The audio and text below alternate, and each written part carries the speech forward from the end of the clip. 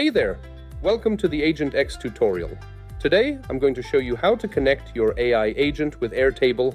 Once you've got this set up, your agent will be able to automatically read from and write to your AirTable base. Super useful stuff. I'll walk you through the whole process step by step, from setting up your API key to integrating everything inside AgentX. And at the end, I'll show you a cool example so you can see it all in action. All right, let's dive in. The first thing we need is AirTable API key. Once you log into AirTable, click Builder Hub at top right. In the next page, navigate to Personal Access Tokens and click Create Token. You can name the token AgentX or anything you want.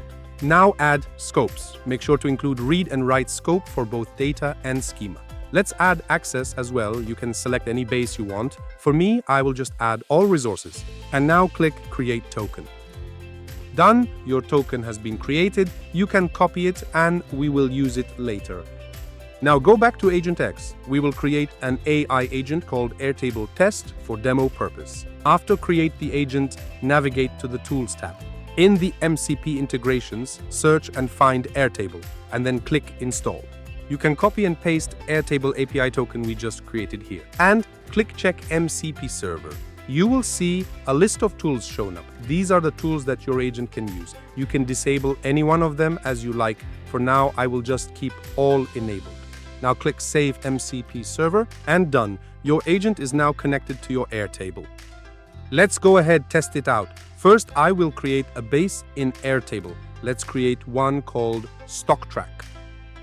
And let's change the header to ticker, date, price, and news. Now let's go back to AgentX. Let's chat with the agent that we just created. Let's see. Find Tesla stock news and fill it into the table named Stock Tracker.